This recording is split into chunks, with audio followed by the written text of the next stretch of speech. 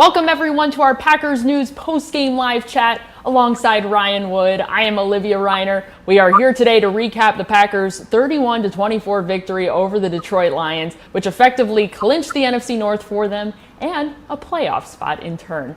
We'll take a look at some key matchups from last night, some things that were the big takeaways from the game in just a moment. Before we get into that, as always, you can be a part of our conversation. If you're over on Facebook, Periscope, or YouTube, leave us a question down in the chat. Ryan and I want to hear from you. We'll get to some of your thoughts toward the end of our conversation today. Last night was another hugely successful game for the Packers offense, specifically on third down. Going into last night's game, they were averaging roughly 47% conversion on third down. However, last night they averaged 73% conversion rate on third down. Completely unbelievable for them. Now they're averaging, with last night's game in fact factored into their season-long average, they're averaging roughly 50.1% conversion on third down. That's roughly 15 points higher than last season's third down conversion rate. Why are the Packers so improved on third down this season? Well, I think explosiveness breeds efficiency, and they're a lot more explosive than they were last year. You're right. I mean, it's crazy to watch this, right? Because last year feels like a long time ago because 2020, but it really wasn't. And they could not buy a first down last year. What were they, like 1-15 in that first game in San Francisco last year? They could not buy this offense could not buy a third down conversion, and now they can't miss on third down. I mean, it's and not only Aaron Rodgers said last night they weren't allowed to make a play, and he's right. So the down and distance was pretty on schedule, but that explosiveness means that when it's 3rd and 14, you can hit MVS for a first down. You can do those sort of things. And what a game MVS had, as a side note. But yeah, I think that the biggest transformation with this offense is the explosiveness this year, and I think where you see that most manifested is in the third down. The discrepancy between last year's third down offense and this year's, it's off the charts, as you said in the numbers. More third downs for the Packers offense means more time on the field, and it also means less time that the Packers defense spent on the field. The Packers won the time of possession battle against the Lions, and it was good to keep the Packers defense off the field because they didn't exactly have a fantastic night last night, especially in the red zone. They allowed the Lions to have 3 of 4 successful trips down there. How important is it that the Packers continue that trend throughout the rest of the season in jacking up the time of possession to keep the Packers defense off the field? Well, that's why, right? I think you said it right there, Olivia. And the crazy thing about this Packers defense is it's fairly okay. I mean, it's at least average, unless there's like a big lead in the fourth quarter, and then they just completely forget how to line up, which they literally did last night because they had 12 men on the field. So, that's the issue. I mean, there's 2 issues on this team right now: special teams. Everyone knows that, but defensively, if you can't hold big leads, that can hurt you in the playoffs. And this is a Packers defense that, in competitive moments, has been fairly decent. It's been okay. But when it gets big leads, it has struggled to put games away. And if you don't do that against good teams, you can get burned by that. Speaking of special teams, the Packers' special teams were not exactly special last night. For the most part, they allowed a 71-yard kick return late in the game. However, the lone bright spot was kicker Mason Crosby, who hit a 57-yard field goal attempt, which is just a yard short of his career best, 58 yards. Crosby has made some huge improvements since his last time at Ford Field in 2018, when he missed 4 field goal attempts and an extra point attempt. How far has Crosby come in just these past couple of years? It's remarkable. I mean, it's remarkable to think, Olivia, that just last year in training camp 2019, the Packers brought Sam Ficken in to compete for the job. And Sam Ficken had a very good training camp. He went on to kick the next season and a half for the New York Jets and was doing really well for the New York Jets this season before injuries hit. I mean, Sam Ficken is an NFL kicker, and the Packers still, he pushed Mason Crosby. The Packers kind of went with their gut, took the veteran, and the thing that Matt LaFleur said about Mason Crosby last night, he said that obviously the penalty is what made that's such a tough call, because the line to gain to feel comfortable with a field goal inside Ford Field was the 40-yard line. The football's on the 37 before Elton Jenkins' false start. Math. It's moved back 5 yards. It's at the 42. Matt LaFleur said that he looked at Mason Crosby and said, can you make this? And he said, yeah, I can make it. He said, go out there and do it. I asked Matt LaFleur, how far back would the ball have had to move to not even have to ask the question, be like, okay, you don't leave it up to him. You got to punt it here. He said he had no idea. That wasn't even a thought in his mind. So a very instinctual gut call.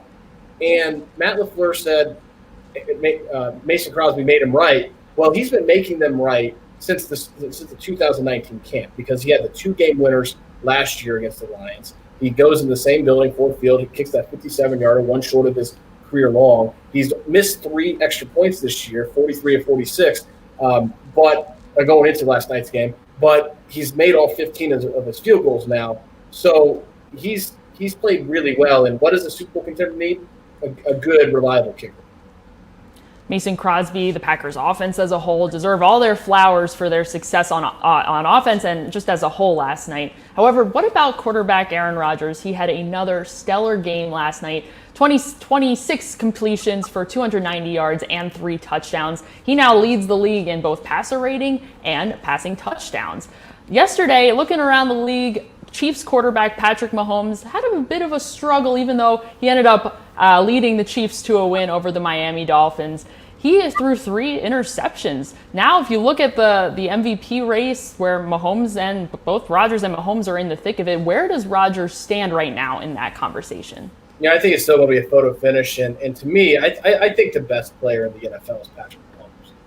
But that's not what the MVP is. So I think a lot of it is what's your perspective? How do you interpret the V in most valuable player? Is it the best player or is it the most valuable player? Because if it's the most valuable player, it's Aaron Rodgers. He's throwing to Davante Adams, but he's not throwing to Travis Kelce and Tyreek Hill, right?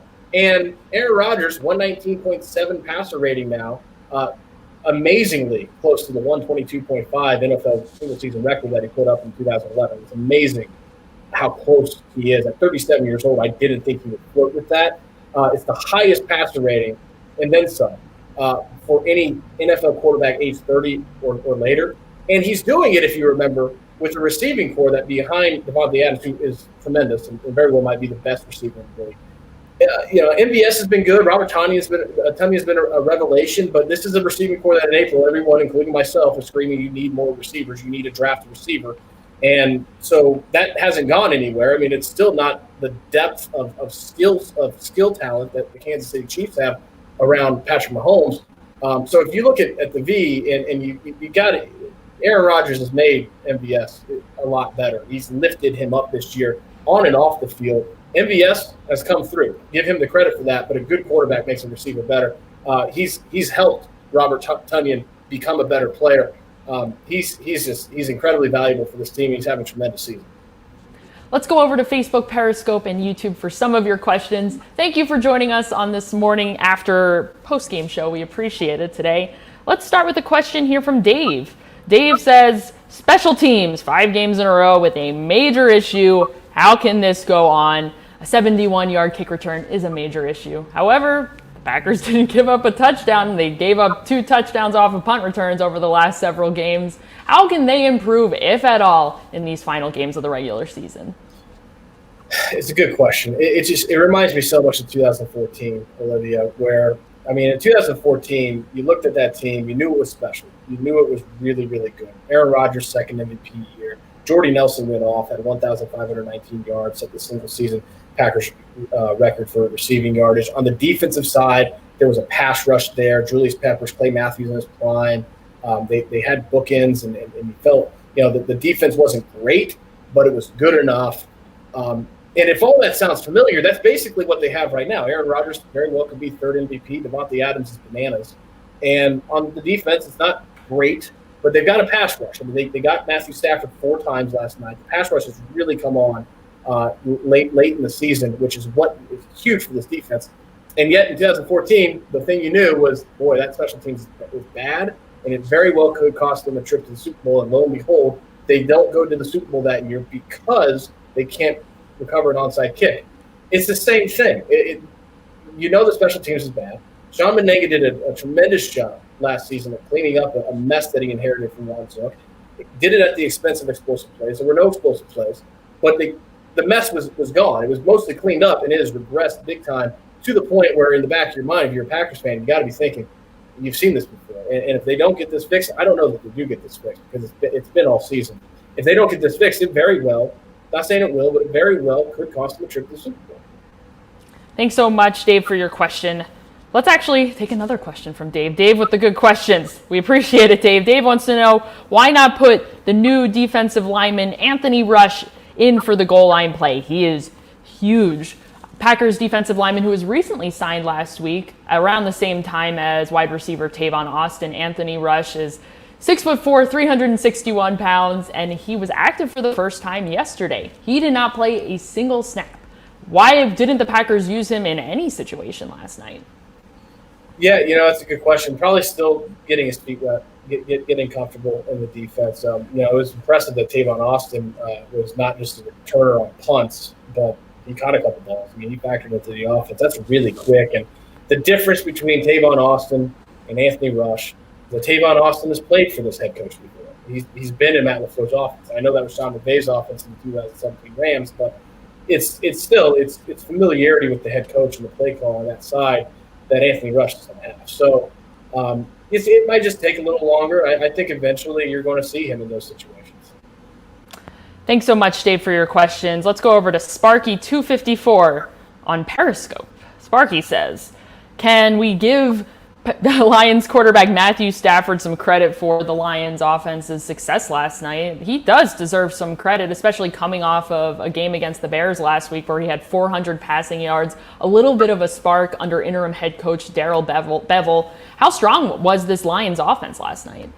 Yeah, I mean, Matthew Stafford's a really talented quarterback, and the throw that he made to Marvin Jones was just stupid. I mean, it was an incredible throw. I don't know what Kevin King's supposed to do on that play because you can't max out effort and be in better position than what Kevin King was, and it didn't matter.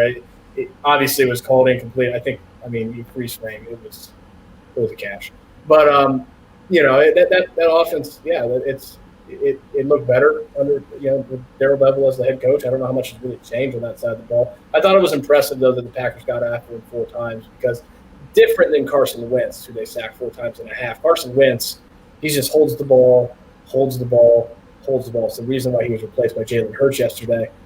Matthew Stafford can get rid of the ball, and they still got him 4 times. That was pretty impressive. Thanks, Sparky, for your question. Eddie over on Facebook says that the Packers were penalized many times against the Lions. How can they get that cleaned up?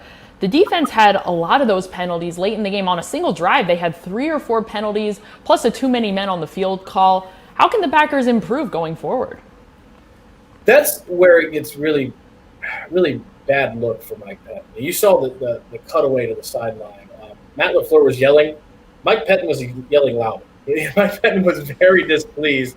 And it reminded me a little bit of the last season with Dom Capers when they struggled lining up. And that this is an isolated thing so far. It's not been a recurrent issue. But they need to make sure this isn't a recurrent issue because that right there reflects on coaching. I think Mike Pettin would have to say that. So, those sort of things can't happen. Thank you, Eddie, for your question. Levi over on Facebook says, look at all these playoff scenarios or the potential seeding scenarios. If Kansas City beats New Orleans and the Packers win Carolina and Tennessee, wouldn't Week 17 against the Chicago Bears mean absolutely nothing? Could rookie quarterback Jordan Love see some action?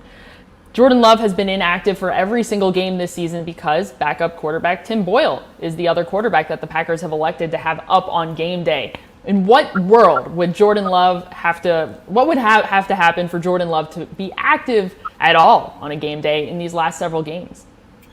Yeah, that maybe it would make sense. I mean, I can't pretend to know what Brian Gutekunst in that decision would really come up from up high. I don't know what his call would be on that, but it makes sense. Now, with that said, I don't know that Week 17 under that scenario would mean nothing because there are the Los Angeles Rams, there are the Seattle Seahawks.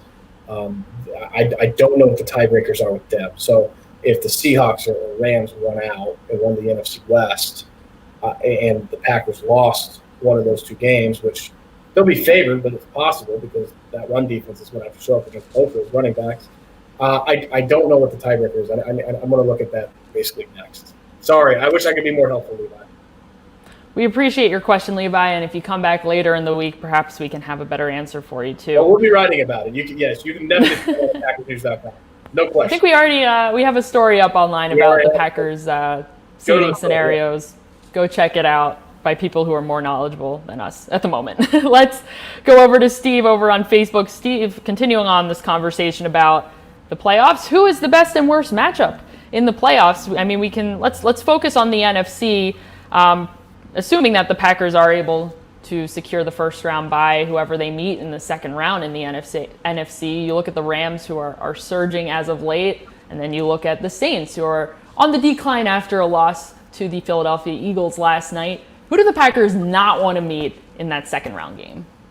Yeah, it's going to be. I don't know what the seedings will look like, but I would think Tampa. If you're talking Packers playoffs right now, at least it's a home field game, right? It's a Lambeau Field. I know that technically Tampa's warm weather, but Tom Brady has been a very good cold weather quarterback. They've got a defense that travels. Defense travels into the cold weather. That could be a tough matchup, and obviously they selected week 5. So there's some bad history on the Packers side there, but I would think that's a tough matchup. I would think on the opposite end that the Saints would be a pretty good matchup to get in Lambeau Field. A dome team that isn't that explosive coming up here on the slow track at Lambeau Field, the frozen tundra. I think that'd be a good matchup. And I don't think anyone in the NFC is going to want to play Russell Wilson. I mean, he is about as good as it gets in this league. And whoever plays him, they're not going to. I mean, that's going to be a tough matchup.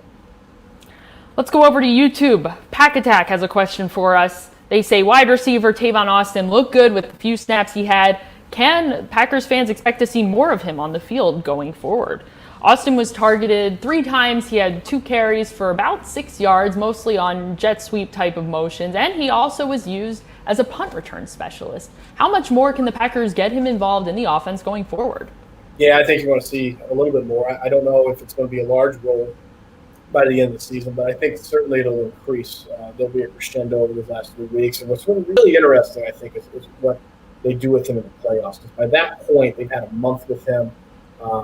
And you saw Tyler Ervin kind of explode on the scene in the playoffs a little bit last year after a pretty quiet regular season. Tavon Austin's already done more in the regular season on offense than Tyler Ervin did last year. So I would think that Tavon Austin is going to see more snaps and more targets.